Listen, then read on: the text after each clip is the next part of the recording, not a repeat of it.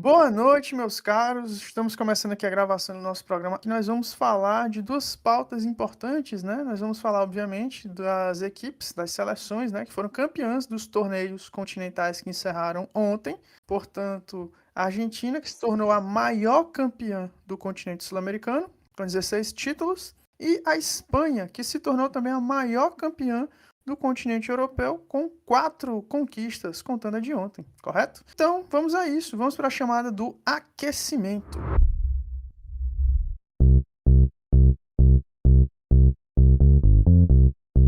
Olha, o Luiz está devagar hoje, acho que eu vou ter que tirar o Luiz do Baiano. Baiano, aquece aí, Baiano. O pique, o pique. Dá o pique daí. O pique. Ele, o brabo, DJ Prelim PZS. Segura o rolo compressor, o todo vapor vai Perfeito, meus caros. Então, nós vamos falar hoje sobre as equipes campeãs dos torneios continentais, né? Europeu e sul-americano, que dessa vez a gente também teve, né? A CONCACAF participando. Também vamos falar muito brevemente sobre uma coisa que a gente vai discutir ao longo da semana, né? Que são as trocas de treinadores que nós tivemos no Campeonato Brasileiro. Então, vamos a isso, né? Vamos aqui na ordem dos que estão presentes hoje, na nossa bancada. João Vitor, querido, você quer começar por quem? Copa América, Eurocopa? Copa América não, né? É Eurocopa porque foi a que começou primeiro. Então vamos lá. Como é que você assistiu a final? Quais são suas impressões? Seus comentários aí sobre esse título da seleção espanhola. Bom, salve aí, boa noite a todos.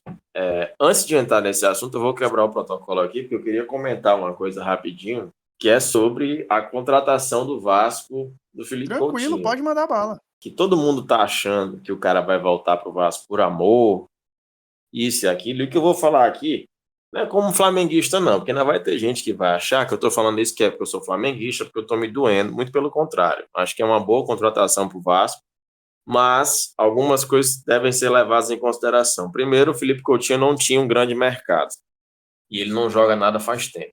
Segundo, que um jogador como o Felipe Coutinho, que diz ser vascaíno, se ele fosse realmente vascaíno, ele não teria o disparate de colocar praticamente como condição para ele voltar para o Vasco, o Vasco tem que contratar o Souza e principalmente o Alex Teixeira, que estava no Vasco até o ano passado e foi dispensado porque não jogou absolutamente nada, com um salário muito bom, principalmente para a realidade do Vasco. Então, torcedor vascaíno que está morrendo de amores pelo Coutinho, ele vai ter que jogar por 3, viu? Porque ele fez a panela dele lá e muito me surpreende o seu Pedrinho, que é um cara que a gente admira tanto, se submeter a isso. Sei que no primeiro momento parece que ele foi contra, mas depois ele acabou cedendo, né? E eu acho que isso é uma atitude que apequena o time. Eu sei que o Vasco precisa de uma melhora técnica, que só assim o Vasco vai sair das situações que o Vasco se encontra, mas não deveria ser assim. O jogador ditar quem vai ser contratado também e colocar como condição de voltar para o Vasco somente se for contratado também o Souza e o Alex Teixeira, que nem sei em que condição estava o Souza. O Alex Teixeira a gente viu recentemente, mas nós estamos falando de um jogador que jogou bem no Vasco há mais de 10 anos atrás. Isso é o que preocupa, né? Vamos ver. Pode ser que os 3 joguem muita bola? Pode. Mas a questão é, como é que a diretoria do Vasco se submete a uma condição como essa? João Vitor, E coloca para mim. João Vitor, te interrompendo rapidinho, mas um ponto assim que você falou que eu acho muito importante. O Pedrinho, quando ele trabalhava como comentarista esportivo, ele falava que eu acho errado as diretorias demitirem treinador, né? Com um curto espaço de tempo. Ele demitiu um treinador com 4 jogos. Tudo bem que o torcedor do Vasco agora vai estar feliz porque o time está bem nesse momento, né? Mas olha só como é fácil você criticar sentado numa sala e quando você está na situação é completamente diferente, né? Olha o que ele está tendo que se submeter para trazer atleta para o Vasco, né? Só para reforçar a sua fala. Pode continuar. Totalmente. Então, foi uma atitude que me surpreendeu. Eu esperava mais do Pedrinho nesse sentido. Parece que ele até bateu o pé no começo, mas depois cedeu. Novamente, eu sei que o Vasco precisa, eu sei que teve um apelo do torcedor muito grande, mas as coisas só vão mudar de fato quando houver alguém que tenha pulso. E eu acho que faltou.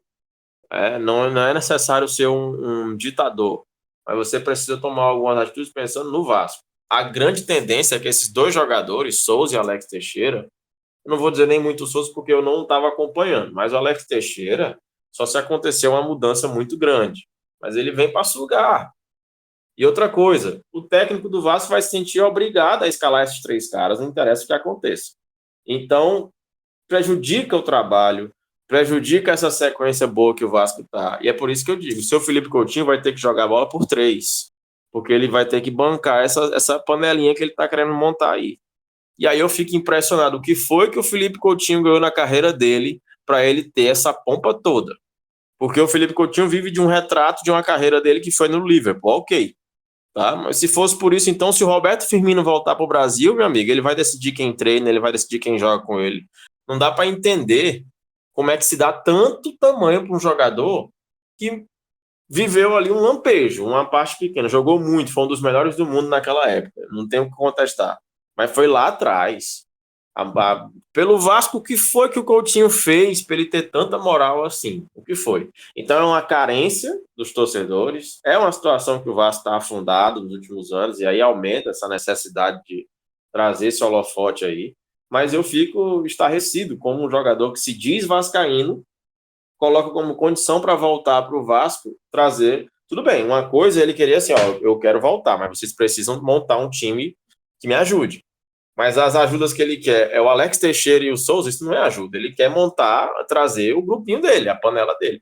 O Alex Teixeira, ano passado, não estava aguentando jogar, jogando muito mal. Aí o Vasco se submete a trazer de volta um jogador que dispensou, que eu acho que estava sem clube, para poder agradar para mim, pleno século XXI, um clube fazer isso aí, um clube que está buscando uma nova... O Pedrinho chegou com uma grande esperança para mudar o Vasco, mudar o pensamento do Vasco, mudar a situação que o Vasco se encontra, é no mínimo contraditório isso, no mínimo. Mas, já que chegou, vamos ver se ajuda, né? Eu acho bem difícil. Agora, voltando à pergunta inicial sobre a Eurocopa, acho que deu um pouquinho da lógica. O Southgate melhorou na semifinal, eu até tinha dito no programa anterior que eu deveria reconhecer que a Inglaterra fez uma semifinal, não que jogou um espetáculo, mas foi um time competitivo. E as mudanças dele decidiram o jogo. Mas ontem deu para ver que, mais uma vez, ele pode chegar em todas as finais do mundo, ele não vai ganhar, porque o time dele é mal treinado e, naturalmente, ele vai enfrentar, nem que seja só na final, mas ele vai enfrentar times bem treinados. Em 2021, ele pegou a Itália do Roberto Mancini, que era minimamente melhor treinada do que a Inglaterra, e foi o suficiente para ganhar.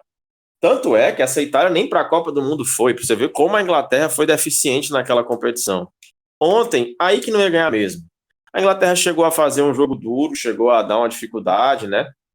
O jogo parecia até em determinado momento que poderia ir para uma prorrogação, mas o time da Espanha foi superior. Se você pegar, inclusive, os gols da Espanha, 2 gols bem trabalhados, principalmente o segundo. Enquanto que o gol da Inglaterra foi um gol de um chute de fora da área, uma jogada de muito mérito, de um jogador que ele praticamente não coloca para jogar. E mesmo assim conseguiu destaque, que foi o Palmer. Então dá para ver que jogar no limite cobra o preço. Foi o que eu sempre falei do Tite na seleção brasileira. O Brasil jogava no limite, uma hora, isso ia cobrar um preço. E cobrou foi cedo, nas quartas de final contra a Croácia. Para a Inglaterra, o preço foi cobrado na semi, ele conseguiu dar uma resposta, mas quando ele enfrentou um time mais forte na final, ele não conseguiu. Aí não importa se perdeu por 2-1, se perdeu por 1-0, se perdeu por 4-0, perdeu, chegou de novo e perdeu. Ninguém nem explica como foi que a Inglaterra durou tanto nessa competição, porque foram partidas horrorosas. Em compensação, do outro lado, tem um trabalho de longo prazo, um trabalho que foi bem feito. A gente fala de jogadores que fazem a base das seleções, mas nós estamos falando do caso de um técnico também, que fez uma espécie de base nas seleções. Foi campeão da Euro Sub-15, eu acho, Sub-20, eu sei que foi campeão de 2 Euros de modalidade menor, e agora ganhou a Euro profissional. Ou seja, como nós sabemos que a Espanha tem um estilo de jogo, um projeto traçado, o cara também fez, assim como os jogadores fazem, um processo evolutivo. Chegou na seleção, inclusive, conhecendo mais da metade dos jogadores que ele levou dessa seleção renovada. O resultado foi uma seleção que jogou o melhor futebol da Euro tendo ali o privilégio de ter jogadores muito jovens. Talvez seu principal jogador, pelo menos o mais midiático, tem 17 anos. Então, olhando para o elenco da Espanha, a gente pensava assim, pô, essa Espanha é uma Espanha que está sendo treinada para daqui a 2 Copas do Mundo, talvez até na próxima, daqui a 2 Copas do Mundo. Na verdade, eles são um time pronto para agora e mostraram isso na Copa. Com jogadores que jogam no Leipzig. Foi sub-19 e sub-21. Pronto, beleza. Sub-19, sub-21, inclusive a Euro sub-21 tem um peso enorme no futebol europeu, porque é justamente de lá que saem os grandes jogadores, né? Da base da Europa. E, inclusive, jogadores que já são profissionais vão disputar a competição, porque vale muito para os europeus, que é visto como um grande laboratório. De lá, inclusive, sai muitas vezes o prêmio de Golden Boy, quando é ano de Eurocopa Sub-21. É um torneio muito importante lá. Então, nós tivemos um técnico que fez um laboratório, que trouxe uma ideia de jogo e que culminou nesse título de agora. E ele nem tem muito tempo de seleção principal, não, mas ele traz um trabalho de base, certo? Aí você fala assim, vamos trazer de novo para fazer uma relação com a seleção brasileira. Quem é o nosso treinador de base? É o Ramon Menezes.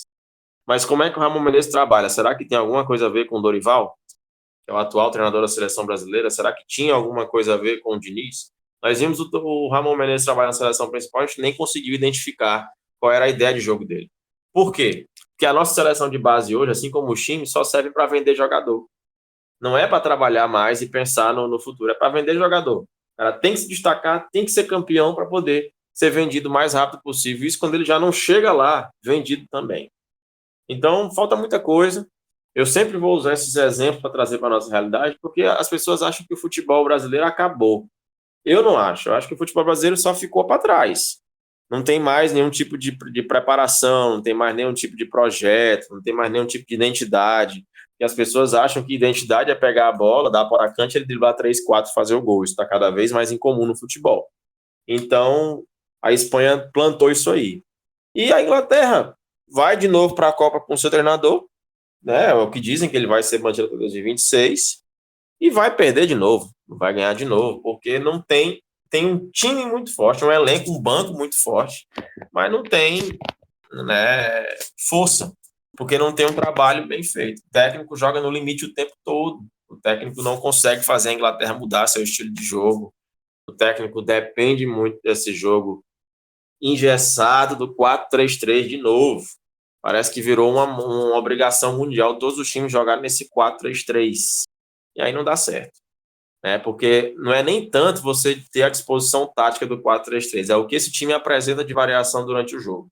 A Inglaterra está bem parecida com o Brasil, jogador aberto pela direita, jogador aberto pela esquerda, e tentar trazer essa bola pelo meio para fazer, talvez, uma triangulação. Muito pouco. Enquanto que a Espanha teve jogadas de tabela, jogadas de mano a mano, tem os meias chegando na entrada da área, como o Rodri e o Ruiz, tem a movimentação do centroavante, que é o Morata, que é o melhor, pior centroavante do mundo.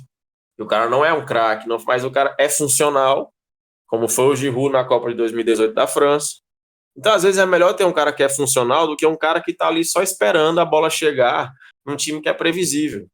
E aí funciona, né? A Espanha, para mim, não deu nenhum grande show, mas mostrou um futebol minimamente organizado. E foi o suficiente para ser campeão. Perfeito, João Vitor. E assim, né? Um detalhe também que é importante a gente destacar na sua fala é que, assim, tem 5 jogadores do Real Sociedad nessa Espanha que foi campeã. 3 jogadores do Athletic, né? Que é o Bilbao. Perfeito? 3 não, perdão, 2. Mas um deles fez o gol que abriu as portas para o título, né? Nico Williams. Tem jogador do Betis, tem jogador do Atlético de Madrid, tem jogador do Leipzig. Então, assim, é uma seleção que ela é composta por jogadores que não necessariamente estão ali, abre aspas, no melhor time que na cabeça da grande maioria deveria estar, né?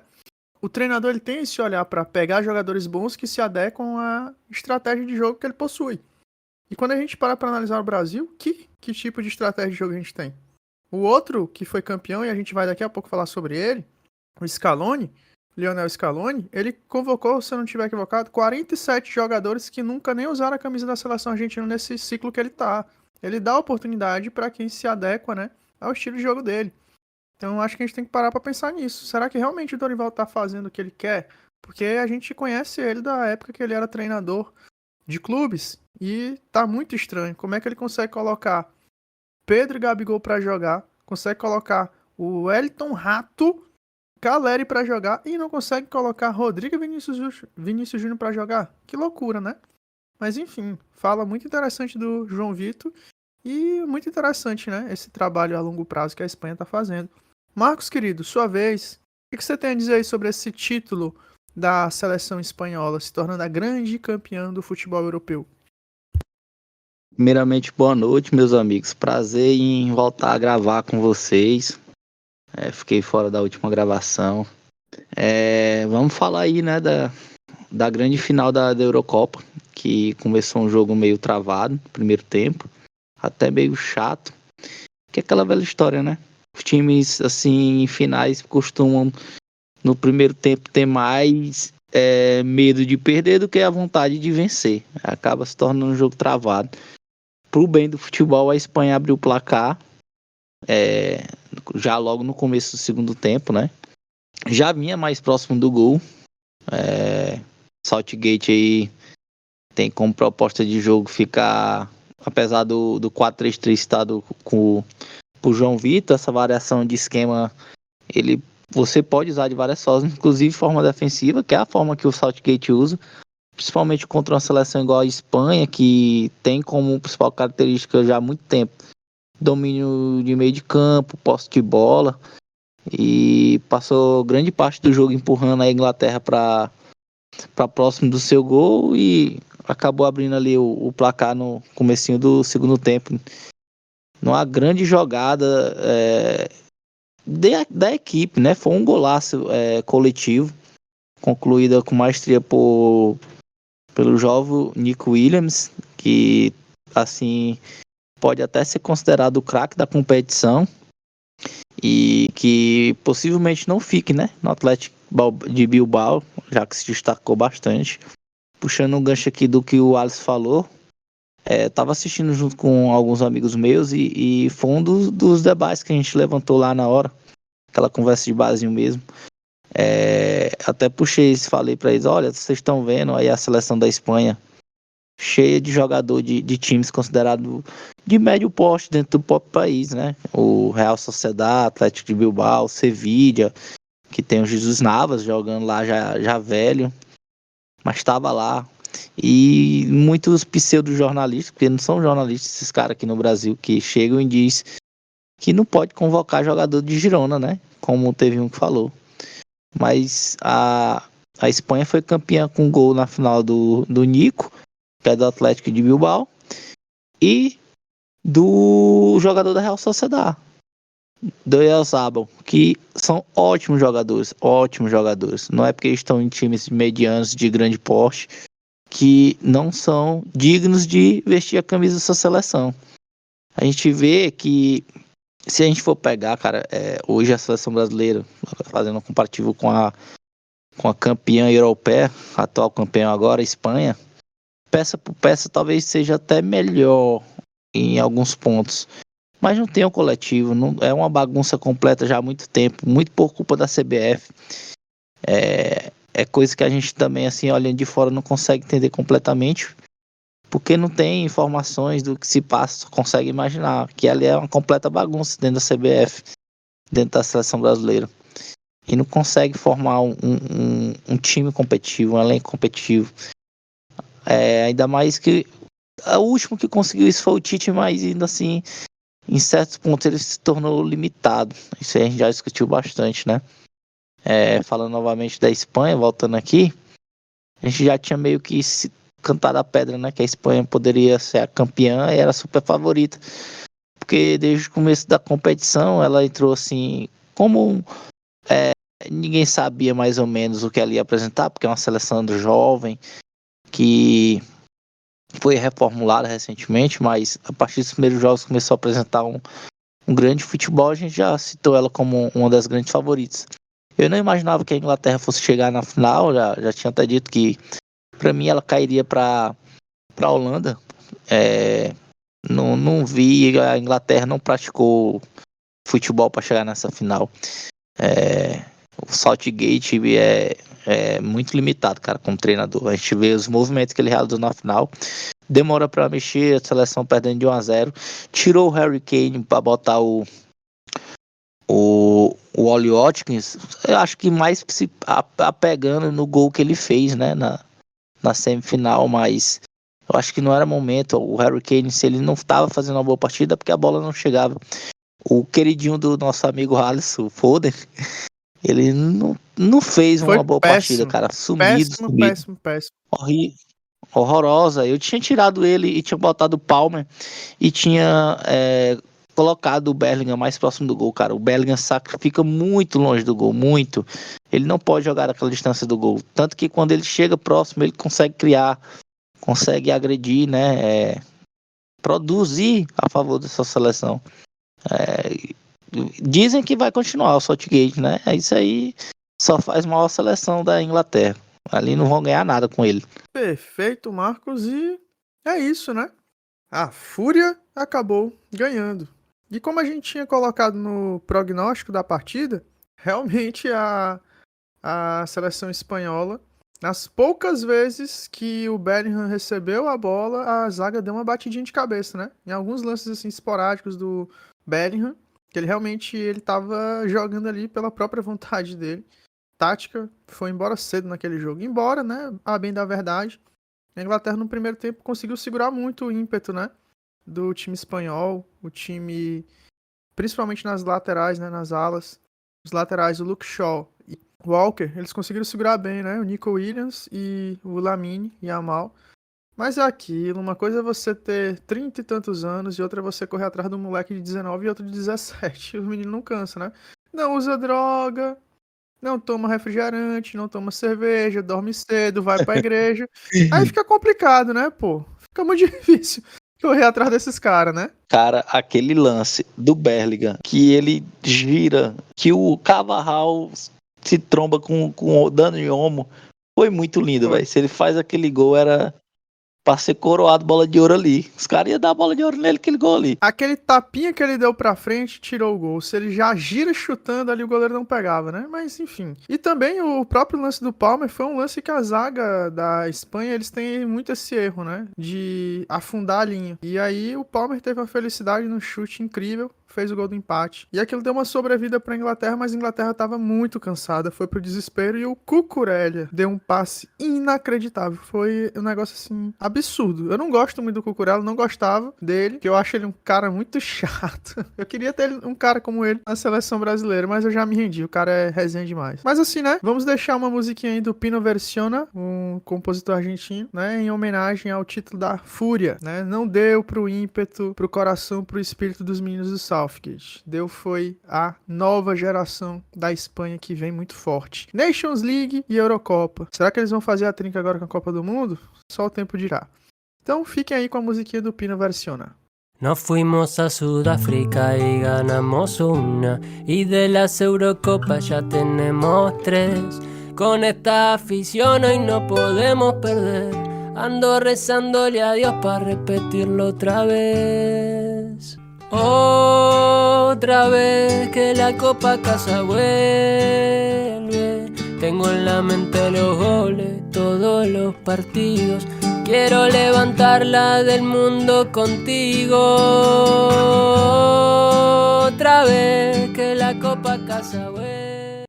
Excelente! Agora nós vamos para o título da Albiceleste. Teve choro, teve desespero ao término da partida, os treinadores dos dois lados pirando na beira do campo. Típica partida de futebol sul-americano. Se você estivesse apenas escutando e não fosse Argentina e Colômbia e falassem que fosse Racing contra Atlético Nacional, você diria que era um jogo de Libertadores. Foi muito emocionante, muito desorganizado, é verdade, mas o jogo foi muito emocionante, um jogo de venceu quem quis vencer mais, né? Então, João Vitor, querido, suas opiniões aí sobre a final da Copa América. Bom, a final da Copa América foi muito do que a gente esperava. Pelo menos o que a gente comentou no programa. A gente estava numa expectativa boa pela Colômbia, mas também a gente citou que a Argentina é um time vencedor, um time bem que sabe cozinhar muito bem o jogo. E no final das contas, a Colômbia deixou muito a desejar porque enfrentou uma Argentina que defensivamente é muito bem organizada. Eu acho que esse é um grande ponto aí do Scaloni. A Argentina sempre teve seleções de elencos maravilhosos, mas que tinha uma defesa fraca. E com o Scaloni essa realidade começou a mudar. Essa Argentina dele é uma Argentina muito forte defensivamente também, e pouco se fala, porque não tem grandes jogadores defensivamente. Pelo menos não em termos de fama. Ele tem a dupla de zaga que ontem foi o Romero e o Martinez, que joga no Manchester United, que inclusive é um zagueiro bem baixinho. Mas o cara é de uma impulsão, de um posicionamento, de uma antecipação de jogadas muito interessante. Ele faz muita diferença nesse sentido aí. Além de ter o Dibu no gol, que é um goleiro que passa segurança, pelo aquele jeito dele, por ele crescer em jogos grandes. E ontem nem foi uma partida onde foi exigido. O time da Argentina não foi tão exigido defensivamente, por quê? A Colômbia sentiu o meio-campo argentino, que era onde eu falei também que a Argentina poderia controlar o jogo, e controlou. O Depou, por exemplo, fez uma partida espetacular nessa parte de roubada de bola, de cobrir os espaços, de ganhar as divididas. O jogador jogou muita bola e isso foi muito decisivo no jogo. E a Argentina tem, na verdade, um elenco melhor, um grupo melhor. Quando a Colômbia começou a precisar usar o banco, foi usando jogadores que não conseguiram manter o grande nível, apesar do Quinteiro ter entrado muito bem, muito habilidoso, mas aí, por exemplo, colocou o Borja, que me poupe. Borja não é jogador de nível de decisão de jogos com esse tamanho aí, não. E tanto é que ele mais atrapalhou do que ajudou. Já a Argentina colocou o Lo Celso, que é um jogador que tem uma expectativa muito grande dele, até para ele ser o articulador da Argentina quando o Messi parar, e colocou o Lautaro Martinez, que até demorou.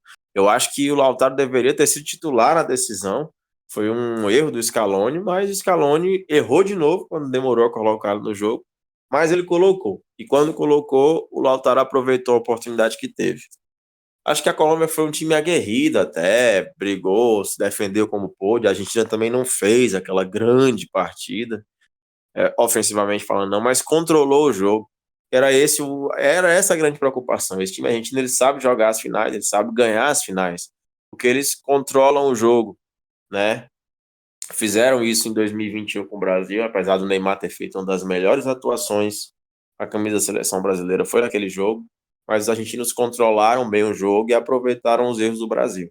Quando a Colômbia errou na prorrogação, a Argentina foi lá e aproveitou. Um lindo passe pro gol do Lautaro, que foi o artilheiro da competição, né? E só não foi o melhor da competição porque o Rames acabou ganhando esse prêmio também. Acho que o Lautaro, mesmo tendo sido reserva pela quantidade de gols e por ter decidido o título também, se ele tivesse levado o prêmio de melhor jogador, não seria nem um pouco exagerado. O Messi teve uma Copa América discretíssima e eu queria chamar a atenção a isso. A gente viu uma Eurocopa fraca do Cristiano Ronaldo e viu uma Eurocopa fraca do Lionel Messi. Mais uma vez a prova de que o tempo está passando, gente. E infelizmente os caras estão já... Só que tem uma diferença.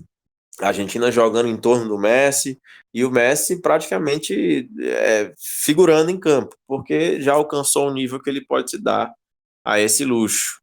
É claro que ele ajudou, ele deu sua contribuição, mas foi muito discreto. Ainda marcou um golzinho no último jogo que ele desviou a bola que foi chutada na direção do gol.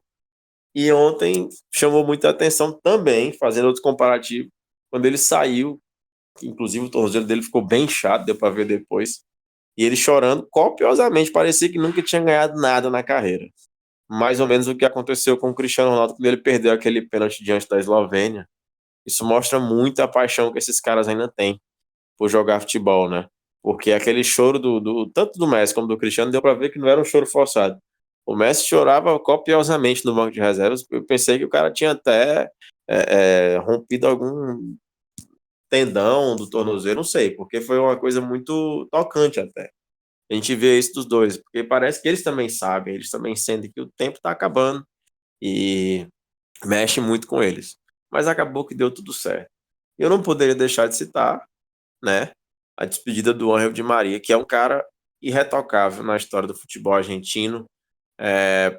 Tem gente que coloca ele até acima do Messi, o que eu não acho nenhum exagero, em termos de importância, né, de ter feito gols importantíssimos, mas eu acho que ele é o terceiro maior, tá abaixo do Messi, depois vem Maradona e depois vem o Di Maria.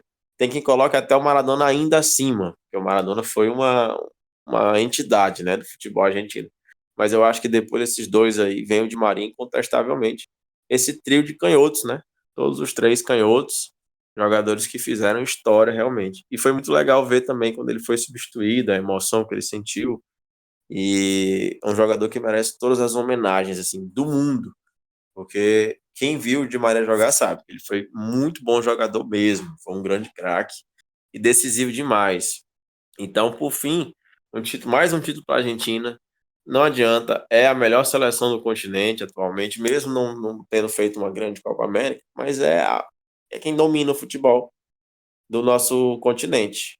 Então a gente tem que correr atrás. E essa Copa América foi clara, nós não somos nem a segunda força e talvez nem a terceira força do continente. Nós somos a quarta força do continente. E eu queria só levantar outro questionamento. Eu vejo muito jogador da época passada e muitos torcedores também falando que década de 90, anos 2000, que a gente tinha jogadores, a seleção não presta mais. É claro que o nível técnico daquela época é incontestavelmente maior. Mas será que o legado desses caras foi realmente bom? Porque a gente viu aí, Ronaldinho jogou a última Copa do Mundo com 26 anos, Ronaldo com 29, eu sei que teve o limitador das lesões, mas a cultura do jogador brasileiro, será que era de ser bons atletas? Qual desses craques aí, desses gênios que a gente teve, foi realmente bom atleta, deixou um legado aí de comprometimento que o futebol hoje pede? Será que teve algum? Porque eu me pergunto muito isso. Esses caras, que nem o Cafu, um dia desses foi falar mal da seleção e tal, que não tem foco. Será que esses caras tinham foco? Porque, para quem não sabe, Copa América de 2004, Copa das Confederações de 2005, essas estrelas pediram dispensa da seleção brasileira porque queriam curtir as férias. E aí, em 2006, nós vimos o resultado, certo? Então, será que esses caras colocavam também a seleção brasileira em primeiro lugar, para eles falarem assim? Porque, por mais que tenham sido campeões da Copa do Mundo de 2002, eles também não colocavam a seleção como prioridade, nem tinham foco de verdade. Aí você vê o Messi ontem, depois de ter sido campeão do mundo, de ter ganhado tudo que ganhou, chorando copiosamente porque ficou fora da Copa América, da final, desculpa. Então, será que esses caras não têm contribuição também na situação que a gente está passando hoje, do futebol brasileiro ter ficado para trás? Eu me pergunto muito isso, porque foram campeões do mundo, sim, em 2002, mas o futebol não acabou ali. Teve uma continuação e esses caras tinham uma importância muito grande para dar continuidade a esse legado. E eu não vi nenhum deles fazer isso. Perfeito, João Vitor. E antes de passar a palavra para o Marcos, né? Vou comentar duas situações assim bem rapidinho. Vamos fechar esse quarteto aí de canhotos com a letra M. Mário Kempis, né? Foi o que deu início, né? A essa trilhada aí de títulos de Copa do Mundo na Argentina. Mário Kempis, no primeiro título da seleção argentina, ele foi decisivo. Mais um argentino, letra M, canhoto. Então a gente fecha aí, né? Maradona, Messi, Tiro Di, Maria e Mário Kempis. 4 canhotos habilidosos muito importantes na história do futebol argentino. E eu, em especial, me derreto por esse homem. O Di Maria joga demais. Sou muito apaixonado por esse cara. Queria muito que ele encerrasse a carreira dele no Flamengo. 38 anos jogando bola que ele tava jogando naquela final ali. Meu Deus do céu, o homem arrastaria muito. Já que ele não é bem quisto lá no Rosário Central, né? O pessoal lá na Argentina não quer que ele volte. Até ameaçou a família dele de morte caso ele volte pra lá, né?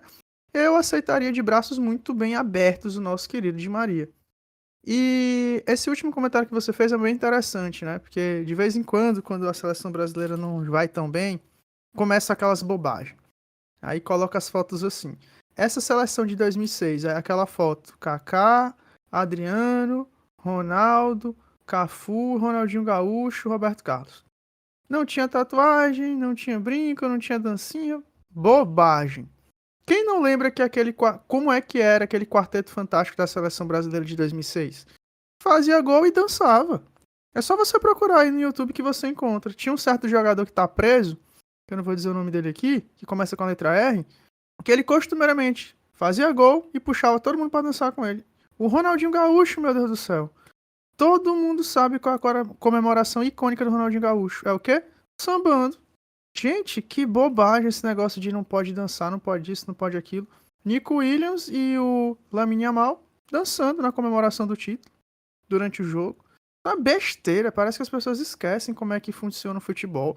É tanta preocupação com coisa idiota que ele não se preocupa com o que é importante de verdade. É o jogo, é isso que o João Vitor falou, é legado. Quem viu a Copa de 2002, lembra como é que foi a Copa de 2002. Foi suado, meu amigo, os 2 jogos contra a Turquia. Foi roubado o jogo contra a Bélgica. Roubado, é esse o termo mesmo, a gente roubou. A gente não, né? O árbitro foi incompetente. Mas a gente venceu roubado a Bélgica. A final contra a Alemanha estava sendo um jogo duro demais. Mas o Ronaldo, né, na sua habilidade individual, decidiu o jogo pra gente. Não foram jogos fáceis para ser campeão da Copa de 2002. E as pessoas têm uma falsa sensação de que o Brasil joga bonito, joga lindo. Gente, tem tempo que o Brasil não joga esse futebol lindo, bonito e maravilhoso. Essa questão que o João Vitor tá falando, legado. Parece que esses jogadores de futebol, eles esquecem que existe YouTube, que dá para você assistir o jogo completo deles. E que o torcedor não tem memória. Alguns podem não ter. Aqui a gente não gosta muito de saudosista não, né? Aqui no nosso grupo de trabalho, aqui na nossa bancada. A gente fala verdades. E os jogos estão aí, assistam. Assista como é que foi Brasil e Croácia na Copa de 2006. Gol do Kaká. O parto que foi aquele jogo. Aí quando a galera fala de 2006, que a seleção de 2006 isso e aquilo, meu amigo, o Zidane, pré-aposentado, brincou com a seleção de 2006. Mas foi brincar mesmo. Brincadeira de criança aquele jogo. Brasil nervoso, sem tática, a França engolindo a gente fisicamente, dando banho técnico, tático. Repito, as pessoas estão esquecendo o que é o futebol brasileiro. A gente ganhou em 2002 suado, tendo 4 melhores do mundo no nosso elenco. Ronaldo, Rivaldo, Ronaldinho Gaúcho e Kaká, esse que nem entrou em campo. Ainda tinha Cafu e Roberto Carlos, melhores das suas posições em campo. E o Marcos operando diversos milagres ao longo da Copa. E quase não fomos campeões, né? Quase. Lembra do jogo contra a Inglaterra? Ronaldinho Gaúcho operou um milagre. Qual foi o legado? Perfeita essa fala do João Vitor, né? Vamos lá, Marcos. E pra você? Como é que você percebeu aí a grande final da Copa América? Acho que meio deu a lógica, né? Acho que não lembro se mais alguém botou que a Argentina não seria campeã. Acho que o Amaro botou, né? Que seria a Colômbia, no nosso grupo. Quem Mas foi? Adivinha. Quem foi que disse? Ele mesmo, o botafoguense, não deixa ninguém ser feliz. acabou dando a lógica, mas, cara, não convenceu, velho. Pra mim, o que foi que a Copa América mostrou foi que o nosso futebol tá realmente para trás do futebol europeu em questão de organização, tática, de qualidade de jogo de se ver.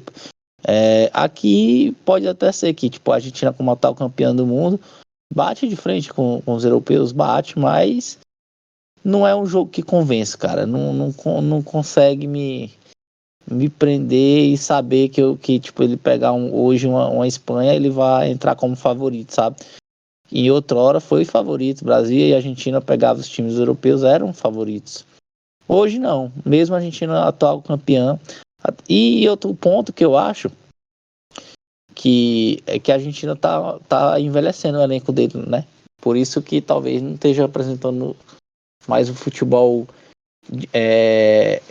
assim, de pressão, que consegue manter o nível alto de futebol. O elenco dela já não tá mais tão novo. Esse aqui foi campeão mundial. O choro copioso que o nosso caro João Vitor citou, eu acredito que o choro do Messi foi por saber que já é fim da linha para ele, sabe? Na seleção, eu acho que ele não chega, talvez, se chegar na outra Copa, se arrastando. Já se arrastou na Copa América, assim como o Cristiano Ronaldo na Euro. A idade e o tempo, o pai tempo é cruel com todos. Os caras já estão gigantes aí, estão marcados na história.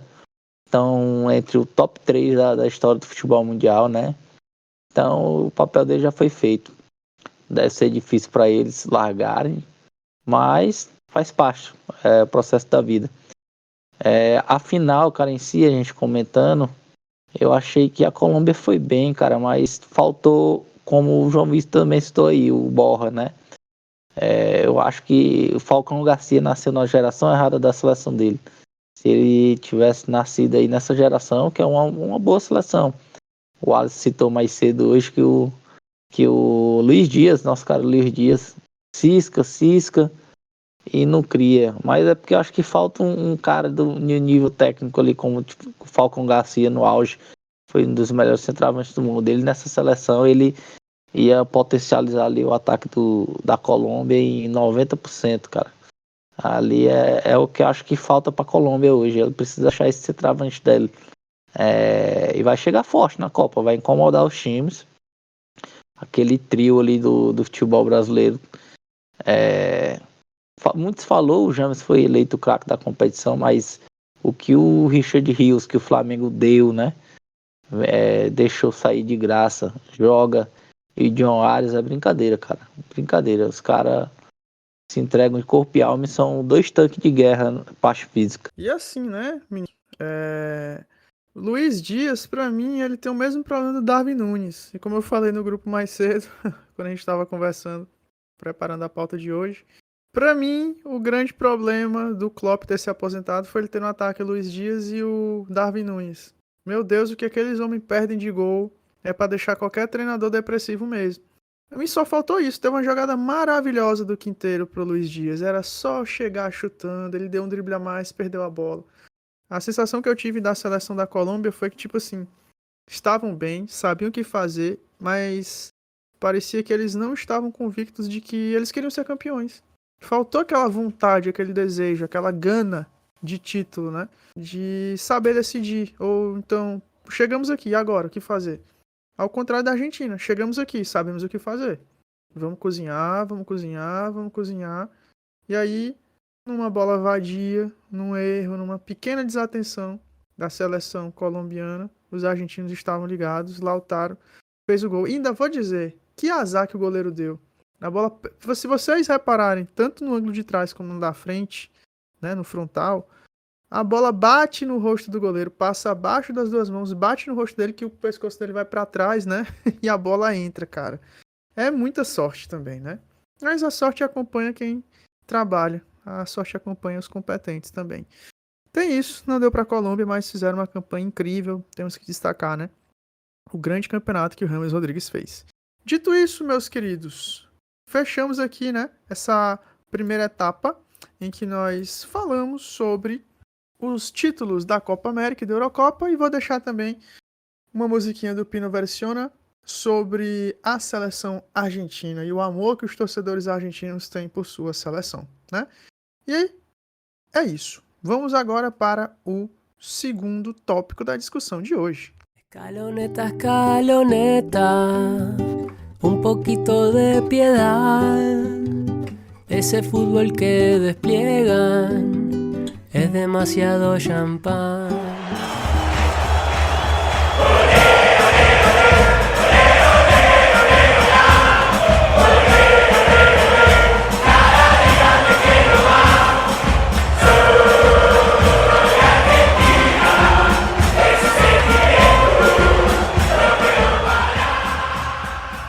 Perfeito, meninos. Aqui vai ser um bloco bem mais rápido, né? Para dar a tônica do que a gente vai discutir essa semana. Mas assim, o Inter demitiu o Kudê, né? Aí a gente já viu que o Corinthians está numa situação... Aliás, o Fluminense está numa situação muito complicada e contratou o Mano Menezes. O Roger saiu do Juventude para ir para o Internacional. Meu Deus do céu. O Corinthians apresentou o Ramon Dias, que disse que agora é daqui para cima. Não temos mais tempo a perder. Gente, aí tem torcedor do Flamengo que está insatisfeito com o Tite. Parece que o torcedor do Flamengo não gosta de ter paz nem sossego, né? Então vamos falar aqui brevemente. O que vocês têm a falar dessa papagaiada que tá no futebol brasileiro? Que expectativas vocês têm? Será que o Roger Machado não tomou a pior decisão possível? Será que os nossos dirigentes eles não têm criatividade para trabalhar futebol sem ser dessa maneira tão amadora? Sempre os mesmos nomes? Enfim, João Vitor, querido, puxa aí pra gente ir pros finalmente de hoje. Que eu vou dizer até breve, porque isso é mais do mesmo. Isso é mais do mesmo, é um problema antigo do futebol brasileiro. Eu não sei se o Kudê entregou o cargo, né? Não sei se foi esse o caso, mas aí vem o Roger Machado, que eu acho que foi uma escolha ruim, mas o cara conhece o grupo que ele tem nas mãos, vai que ele tá achando que lá na frente esse grupo vai perder o fôlego, quer sair por cima, ou simplesmente quer ir novamente para um time de elite. que é um lugar onde ele não conseguiu na carreira dele até hoje. Ele teve várias oportunidades e não foi bem, tanto é que ele sumiu durante um tempo aí dos grandes clubes e agora está recebendo uma nova oportunidade internacional. Já fechou já? Você tem informação se ele já fechou, oficializou já? Tudo certo. Talvez seja isso aí, Léo. O cara acha que vai. Eu não tenho uma expectativa muito boa, não. Acho que o Roger Machado, não tô querendo diminuir aqui o profissional, não. Mas a gente já viu muito do Roger Machado. Eu acho que ele é um treinador que tá ali para, por enquanto, pelo menos hoje, né? Tá ali no mesmo patamar de Jair Ventura, Guto Ferreira, técnicos que não saem ali do intermediário. Pode até ser que dessa vez ele cai na minha boca, mas ele tá indo pro time mais sem sal do Brasil, né? Que é o Internacional, o time que parece que realmente o torcedor do Inter, ele não tem emoção na vida dele, é só decepção. O time não caiu recentemente, mas depois voltou e se estabilizou ali entre os times que brigam na parte de cima, mas nunca ganha nada. Desde daqueles anos, né, do início de 2010, que foram campeões da Libertadores. O Campeonato Brasileiro, então, é uma realidade completamente distante.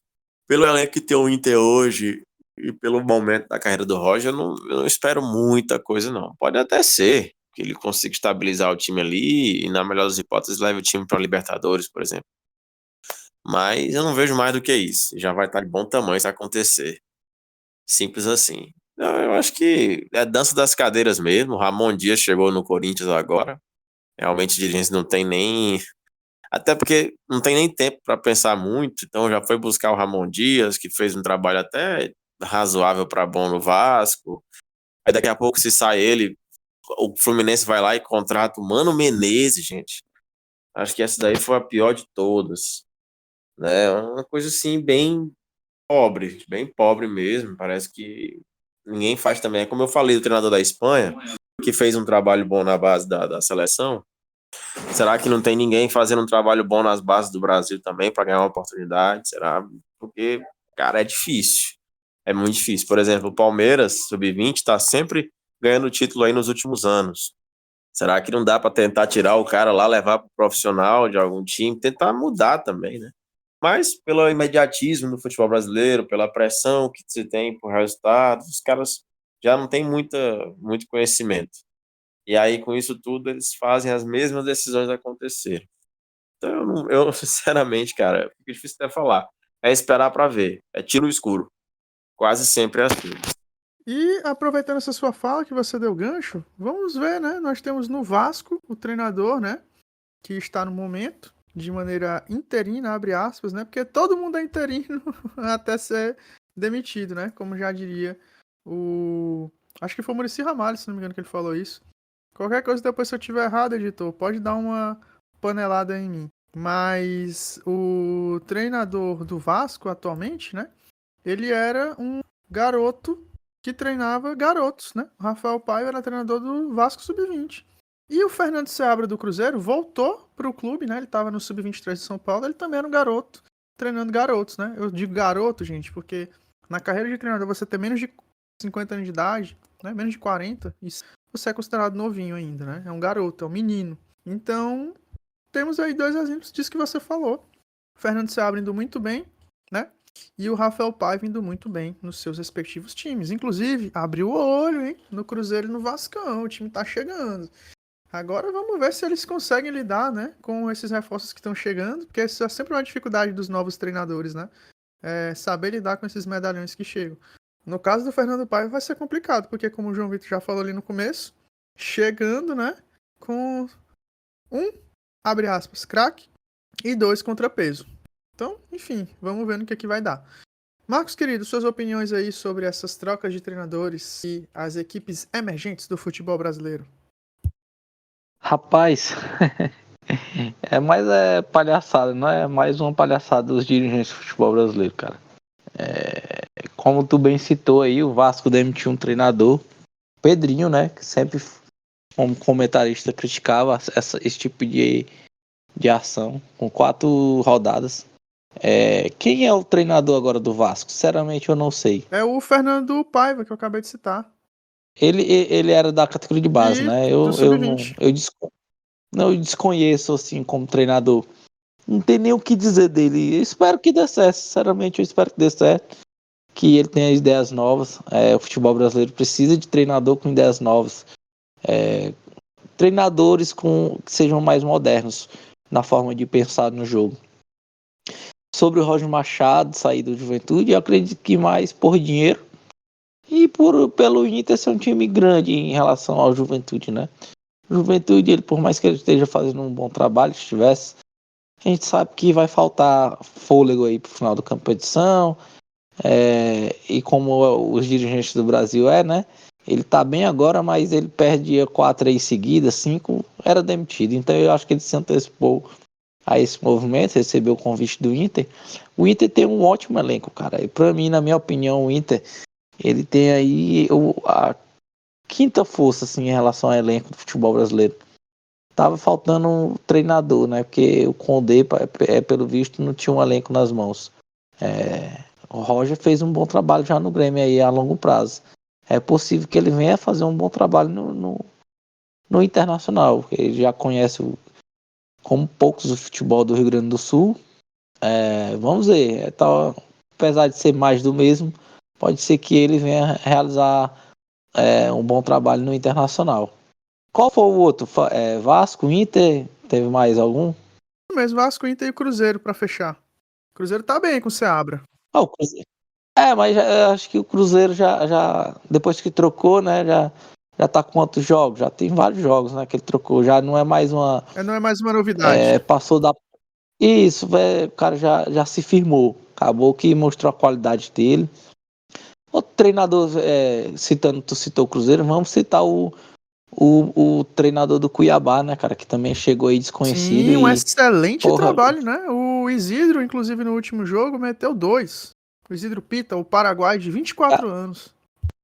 Cara, ele tem só 24 anos, tá acabado Não demais, pelo amor pô. de Deus. Eu pensava que ele tinha uns 32, 35. Tá Tem fudido. 24. Isso aí é bem o cigarro que ele tá fumando. Vai ver, o cara nem fuma, né, bicho? Mas ele tá castigado.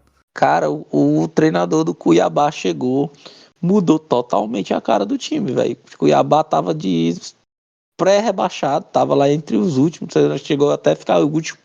E agora tá incomodando, tirando ponto de todo mundo fora de casa, velho. É um bom treinador, tá se mostrando um grande treinador, esse treinador dele. É português também, né? O Petit, sabe dizer? Isso. E se eu não tô equivocado, minha memória pode estar me traindo. É aquele Petit da seleção portuguesa. Correto, João Vitor? Você saberia me dizer se é isso mesmo? Ou eu tô equivocado? Cara, eu Não, mas quem tinha Petit era tô aqui pensando, parece que eu vi algo nesse sentido e eu não consigo afirmar, mas eu vou dar uma pesquisada aqui rapidinho para confirmar. Pesquisa aí só pra confirmar, mas eu tenho quase 100% de certeza que é É. aquele nosso querido Petit. Não, cara, mas o Petit famoso era o da França. Não, pô, mas o Petit famoso tinha um na seleção portuguesa, cara. Tu não lembra não? Daquela seleção que tinha um Pauleta, o Simão Sabrosa, que tinha o Boa Morte. Ele é português sim, viu? É o português. É aquele, né? É o da seleção portuguesa. É porque eu tô ligado que tinha um Eu outro só não sei se Petit. tu tá confundindo esse Petit português com Maniche. Não. Mas, Da mesma mas geração. esse Petit que tá no Cuiabá é português sim. Isso. E eu lembro dele, não... eu lembro dele. Eu tô vendo aqui, eu lembro dele sim, jogando. É porque o Petit que vem na minha cabeça é aquele da seleção portuguesa mesmo, que jogava com Maniche, Boa Morte. Isso. O goleiro era o interminável Vitor Bahia, Simão Sabrosa, Pauleta, essa Tinha galera aí. Costinha. Isso! Ó, depois que ele chegou, né? Vamos lá, depois que o Petit chegou no Cuiabá. Pra mim, até o momento, é o grande trabalho de treinador da Série A. Goleou 5-2 o sempre competitivo dentro de casa, Criciúma, que já tirou ponto de time grande. Vendeu, cara, uma derrota pro Cruzeiro. Sapecou 5-0 no Fortaleza. Ganhou fora de casa do São Paulo. Ganhou empatou com o Flamengo e ganhou agora do Bahia, que vem fazendo uma grande competição. Então, para mim, até o momento, é o grande destaque como treinador, cara. O cara chegou e botou mesmo Cuiabá em outro patamar de futebol praticado. Perfeito, meninos. E basicamente era isso que a gente tinha para falar no nosso aquecimento de hoje, né? Nosso programa curtinho para os nossos padrões, para a gente dar a tônica do que a gente vai discutir ao longo da semana. Alguém quer dar mais algum recadinho antes da gente se despedir?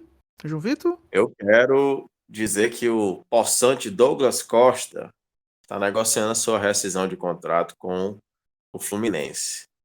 Fluminense, mais uma vez, dando o seu show de falta de planejamento, contratando esse monte de refugo, o resultado tá aí. E esse Douglas Costa, amigo, esse cara, ele jogava muita bola até 2018. Infelizmente, a Copa do Mundo dele estava sendo boa e foi atrapalhado por uma lesão, para variar.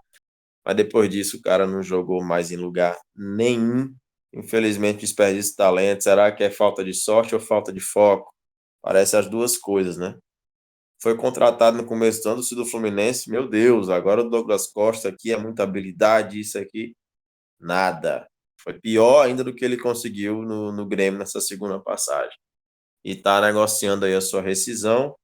E tá bem próximo já de confirmar. Marcos, algum recadinho antes da gente se despedir? Vou falar pra vocês, como a gente tava falando, João Vitor, falando aí, falei pro Alisson, eu tô aqui em São Paulo, comprei o ingresso pra ver nosso gigante São Paulo contra o Grêmio agora quarta-feira aqui em São Paulo.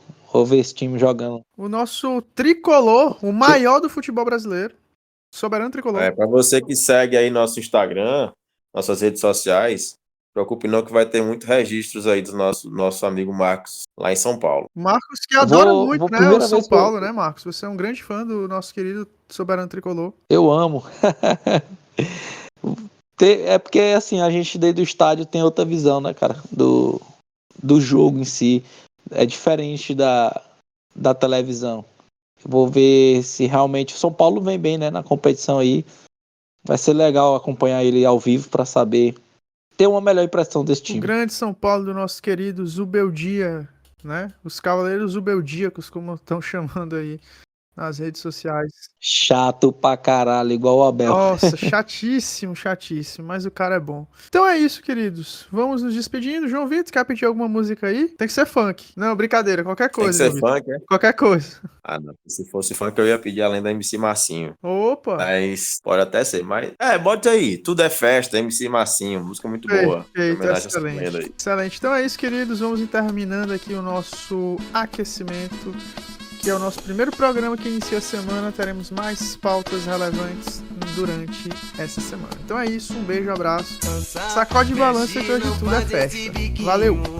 Vem cá, neném, não faz assim com seu neguinho. Dança, agita com as mãos para o ar. Sacode, balança que hoje tudo é festa. Vem dançar, vem curtir, tá tudo numa boa. É pra mim, pra você, é pra qualquer pessoa. Se tem clima de festa, então chega pra cá. Solte o corpo, agita e vem balançar. Poderosa, gostosa, me deixa louquinho. Vai descendo, gostoso, maltrata o seu Marcinho.